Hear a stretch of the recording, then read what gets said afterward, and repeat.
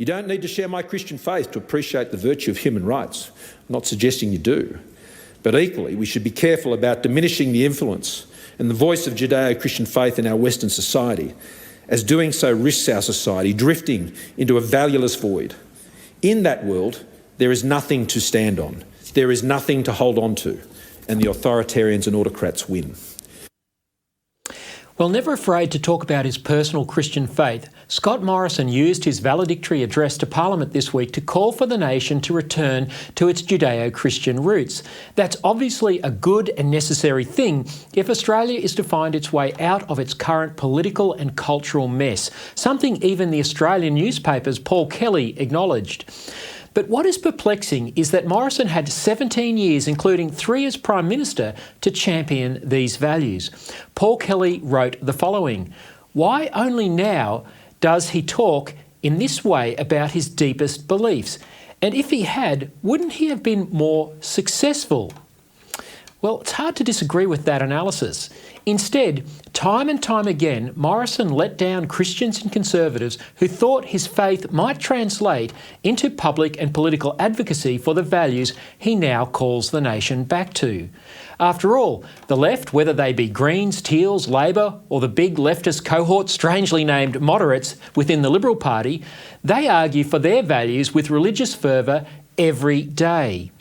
This like-minded cross-party quad believes in the climate cult, that children's gender takes on a mystical rather than biological dimension, and that the sacrifice of unborn babies for the sexual liberation of men is a sacred ritual that must not be impeded. Challenge any of these assumptions behind these modern shibboleths in the Parliament or in the public square, and great wrath will descend upon the challenger. That possibly explains why there is so little debate on these culture-defining issues. It explains Morrison's silence and even acquiescence during his political career. The biggest and most far-reaching social change that happened on Morrison's watch was the redefinition of marriage, which abolished in law the gender diversity requirement for society's most important institution. Degendering marriage has had massive consequences for children who are now required to miss out on the love of a mother or father. It has turbocharged the attack on children's biological gender, trashed the ability to speak freely about gender and marriage, and has all but destroyed religious freedom. Yet apart from making a public statement in support of keeping the definition of marriage intact, Morrison then sat out of the 3-month plebiscite campaign back in 2017, leaving the fight for others. As the most senior pro-marriage and openly Christian member of the then Turnbull government, he squibbed it. Not so Morrison's cabinet colleagues like Christopher Pyne and Malcolm Turnbull, who fought hard for the yes side. Now, in 2023, there was no guarantee that the voice referendum could be won for the no case. In fact, the yes case were the clear favourites for the same reason the yes campaign in the 2017 marriage plebiscite was expected to win. But that didn't stop Senator Jacinta Nampijinpa Price standing up and putting everything on the line for what was right, even when her leader Peter Dutton was unsure. Courage begat courage, and public advocacy convinced Australians that the elites were wrong. Now, the 2017 marriage campaign lacked such a political figure fighting the radical elites. Morrison had shown courage as Shadow Immigration Minister and then again as Immigration Minister in stopping the boats, which were fuelled by the deadly people smugglers. But Morrison couldn't find the resolve to fight for the rights of children to know the love, wherever possible, of both their biological mother and father. Protections for freedom of speech and freedom of religion could not be legislated when he was Prime Minister, with 5 of Morrison's own Liberals voting against his attempt to fix what was broken by the change to marriage law.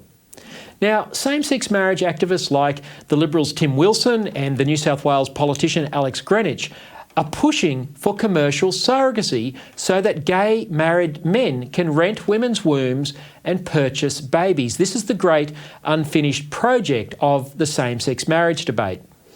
If only Morrison had fought for judeo-Christian values.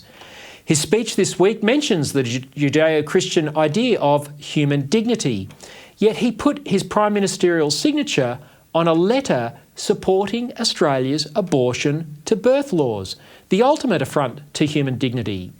When former Nationals MP George Christensen was fighting to get a bill passed to require medical assistance to be rendered to babies born alive after botched abortions, yes folks, this really happens in Australia, Morrison wrote back to Christensen, fobbing him off to the then Health Minister Greg Hunt.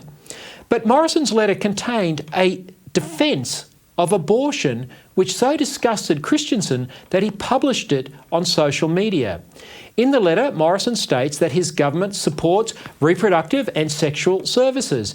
These are euphemisms for killing unborn babies. The letter says, and I quote, "We continue to work with states and territories on the availability of safe and legal abortion Australia-wide."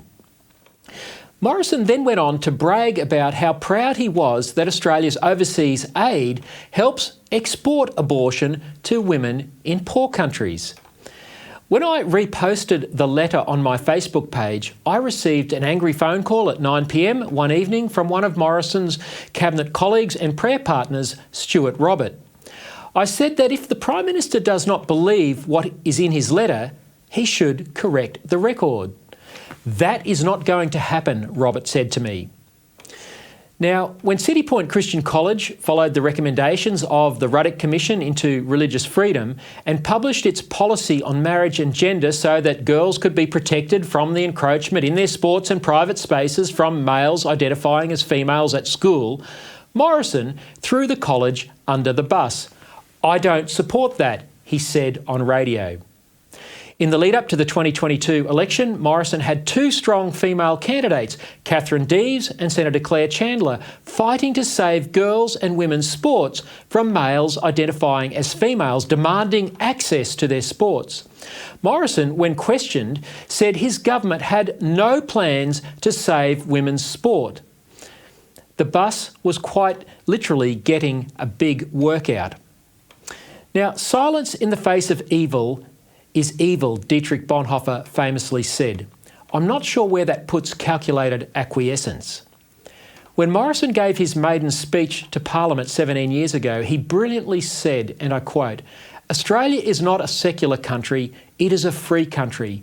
This is a nation where you have the freedom to follow any belief system you choose." Well, sadly, this is no longer true for those who refuse to bow to the LGBTIQA+ political ideology on gender and marriage, and so many other issues. Freedom must be fought for. It requires vigilance.